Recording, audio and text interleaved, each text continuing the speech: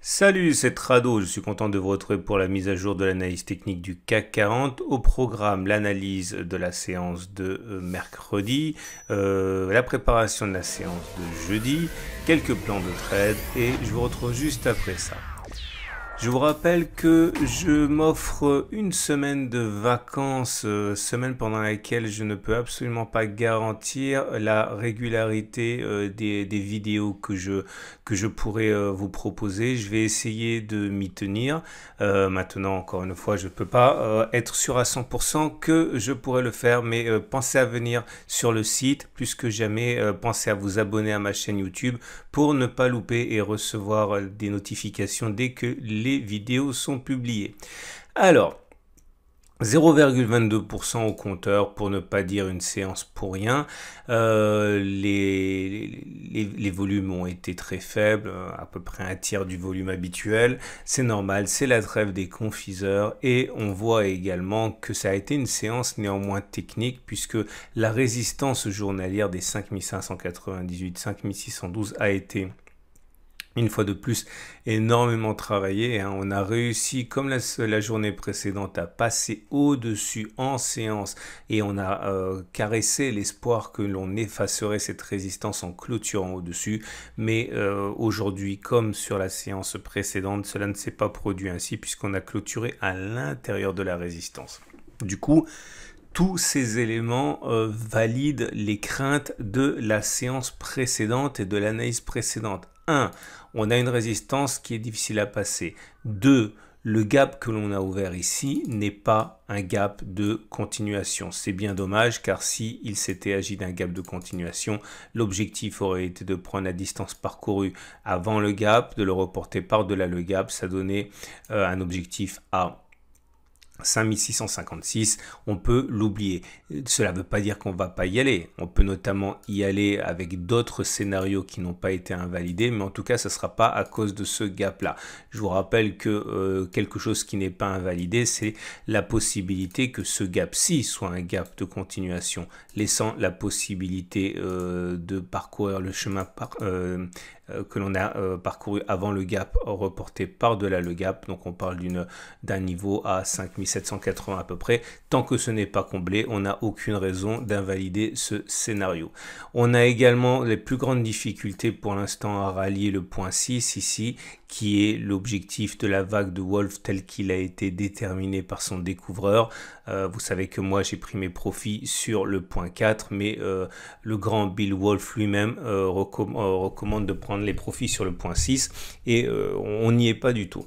Également inquiétante, l'étoile du soir qui vient de se créer. On en a parlé déjà hier, vous voyez, bougie verte, deuxième bougie verte, troisième bougie rouge avec les corps qui ne se superposent pas. Oui, les mèches se superposent, oui, les mèches se superposent aux corps, mais les corps eux-mêmes ne se superposent pas. C'est une étoile du soir. Peu orthodoxe, certains diront qu'ils ne veulent même pas en entendre parler, mais c'est tout à fait valable, simplement c'est moins beau et c'est moins puissant. Et normalement, cela signifie que l'on n'a pas fait les plus bas. Alors, toujours dans l'espoir de cadrer l'évolution des cours, si on utilise les Fibonacci par rapport à la jambe de progression qu'on a connue, les premiers acheteurs devraient se réveiller sur les 23,6% de Fibonacci ici. Ok, on sait très bien que les traders utilisent les Fibonacci pour entrer, les 23,6, les 38,2, les 50. Donc, si on entame une baisse, eh bien, normalement, on n'aura pas d'opposition haussière à la baisse avant les 23,6% de Fibonacci. On a également, toujours valable, et on en a parlé hier, le Turtle Soup qu'on a évoqué et qui lui aussi invite à considérer que l'on ait une petite correction. Attention, je ne suis pas en train de dire qu'on est à deux doigts d'une baisse majeure. Ça peut être une baisse majeure, mais c'est plus probablement juste une petite baisse avant une reprise de la hausse, étant donné que la tendance de fond est haussière. On enchaîne tout de suite avec Ah oui, j'ai oublié, on va en faire une habitude, On va regarder tout d'abord la bougie Aiki Nashi du jour et comme vous pouvez le voir, la bougie Aiki Nashi du jour n'est pas une bougie inquiétante, loin s'en faut. On a toujours une bougie qui n'a pas de mèche basse, donc c'est une bougie plutôt haussière, mais par contre modérément haussière, parce que comme vous pouvez le voir, hein, il y a une longue mèche haute qui n'est pas de la même nature que celle qu'on a pu observer précédemment et qui annonçait des hausses. C'est simplement que ce n'est pas une bougie baissière, celle qu'on a aujourd'hui. J'aimerais également, puisque c'est l'objet du backtest du jour, vous parler du 3-line break. Alors je suis obligé, comme d'habitude, de faire un petit aparté théorique. Je vous rappelle que je vais mettre à la fin de cette vidéo par incrustation mon tutoriel pour découvrir le 3-line break si vous ne le connaissez pas encore. Ce qui est intéressant surtout, c'est de remarquer que lorsque l'on trace les 3-line break, vous allez avoir beaucoup moins de bougies que sur les chandeliers japonais, puisque pour avoir le droit d'inscrire une nouvelle bougie, il faut, par exemple une bougie verte ici, il faut que l'on clôture au-dessus de cette bougie-ci. Toutes les bougies que vous voyez ici se matérialisent par le fait que soit on a clôturé au-dessus de la bougie précédente, soit on a clôturé en dessous des 3 bougies précédentes. Encore une fois, c'est un peu compliqué si vous découvrez, mais regardez le tutoriel.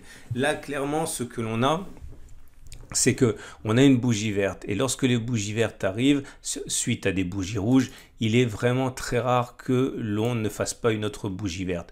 Alors attention, c'est pas pour ça qu'on aura une bougie verte tout de suite dès demain, puisqu'encore une fois, si on n'inscrit pas en clôture un plus haut que cette bougie, on n'inscrira pas de bougie du tout. Okay. En tout cas, regardez, le test et le backtest du jour va être le suivant. Le test sera réputé gagné si la prochaine bougie est une bougie de hausse.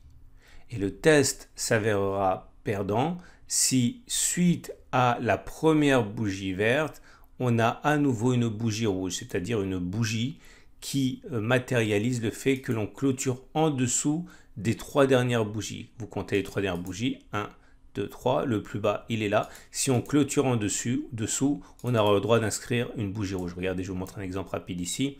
Cette bougie rouge est apparue parce qu'elle a clôturé plus bas que les 3 bougies précédentes. Enfin, ça ne s'appelle pas des bougies en 3-line break, hein, c'est un abus de langage. Donc, c'est parti. Premier, alors je précise, hein, ça fonctionne avec tout, avec les actions, avec le forex, avec les devises, etc. Alors, première occurrence ici, c'est un succès. Ok, première bougie verte qui a terminé plus haut que les 3 bougies précédentes, donc rouge, donc on avait le droit de la tracer. Par la suite, on a connu plein de bougies vertes. Encore un succès ici. Encore un succès là, un 4e succès, un 5e succès, un 6e, un 7e succès, un 8e, 9e, 10e, 11e, 12e, 13e, 14e, 15e, 16e, 17e succès. Tiens, je n'ai oublié un ici, mais c'est pas grave. Un échec, là. Alors, je détaille l'échec, hein, puisque vous pouvez le voir.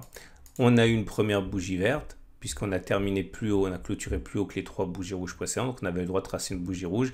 Mais dans la foulée, on est repassé dans le rouge, puisqu'on a fait une bougie qui a clôturé plus bas que les 3 dernières bougies. Donc, voilà.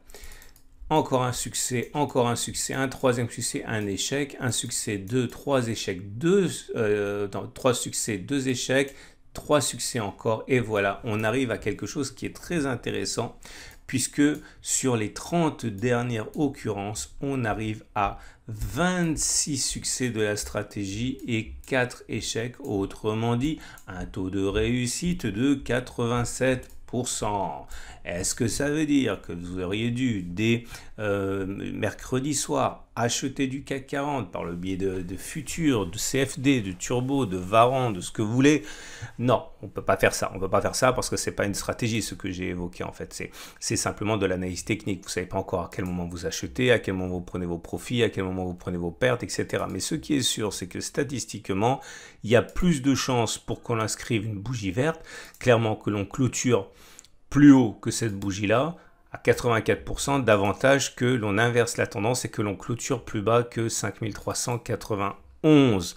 Ok, donc si vous avez commencé à spéculer à la baisse maintenant, faites bien attention parce qu'il pourrait y avoir une baisse, mais il n'est pas dit que cette baisse continue de manière très prononcée. On revient donc à notre bougie normale, donc les chandeliers japonais.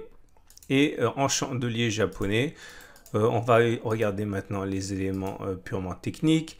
On va mettre la moyenne mobile à 20 jours, la moyenne mobile à 7 jours, la moyenne mobile à 50 jours. On a besoin des Fibonacci et on a besoin, voilà, c'est bon. J'enlève les objets pour qu'on y voit un petit peu plus clair. Et comme vous pouvez le voir, la situation est toujours favorable, hein. On est au-dessus, ça sert à rien d'avoir fait ça. Donc, voilà.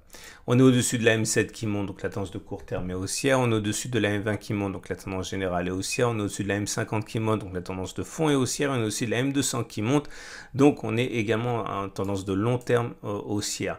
Dans ces conditions, on espère qu'un croisement fort M7-M20 verra le jour, ce qui a tendance à dynamiser la tendance haussière. Pour l'instant, c'est pas le cas, mais ça se présente bien, encore une fois, pour l'instant.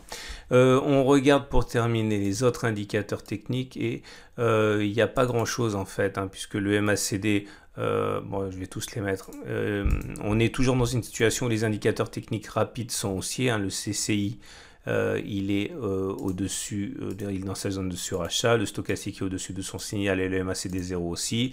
Ces indicateurs techniques rapides se sont diffusés aux indicateurs techniques lents avec un momentum au-dessus de 0, un RSI au-dessus de 50. Seul le MACD ici est en dessous de son signal encore. Attention à la menace d'un éventuel non-croisement baissier de MACD qui a des effets généralement assez dévastateurs, hein. On suivra ça de près. Ou alors vous devez surveiller ça de près si ça se passe à un moment où je ne fais pas ma vidéo. Et on va terminer comme d'habitude avec l'Ichimoku. Et l'Ichimoku nous avertit, attention, j'en ai déjà parlé, on va commencer par regarder les lignes rouges, hein. Les lignes rouges ici montrent des obstacles, hein, qui correspondent en fait à des plats de courbe. Alors il y en a partout, mais je suis obligé de les laisser, sinon on ne voit pas d'où ça vient. Là, vous avez un plat de SSB dans le prolongement. Là, vous avez un autre plat de SSB dans le prolongement. Là, vous avez un plat de Kijun dans le prolongement. De ces trois choses-là, vous avez donc des résistances. Alors, ça ne veut pas dire qu'elles vont fonctionner, mais en tout cas, il faut savoir que les traders Ichimoku risquent de donner de la voix sur ces niveaux pour faire reculer le CAC 40. Donc maintenant, si j'enlève mes objets pour y voir un petit peu plus clair, vous remarquerez qu'on est en tendance de fond qui est haussière, puisque vous êtes, on a une situation où le nuage est ascendant et les cours sont au-dessus. On a par contre la Tenkan et la Kijun qui sont plates, donc la tendance de court terme et la tendance générale sont plutôt neutres, mais avec ballottage favorable au haussier, puisque on est au-dessus. Si jamais on arrive à redresser ça, ça pourrait également dynamiser sérieusement la hausse. Et on termine donc avec les trades du jour. Alors, comme vous le savez, moi, j'ai pas de trade en cours, hein, puisque j'ai pris mes profits sur les 5598. Hein, ça aura été le dernier trade de l'année pour moi sur cette unité de temps. Et pour ce sous-jacent, si vous avez un biais qui est haussier, eh bien, c'est dangereux d'acheter maintenant puisqu'on est sur une résistance, mais vous pouvez toujours partir du principe que on peut utiliser, hein, ce qu'on a dit au niveau du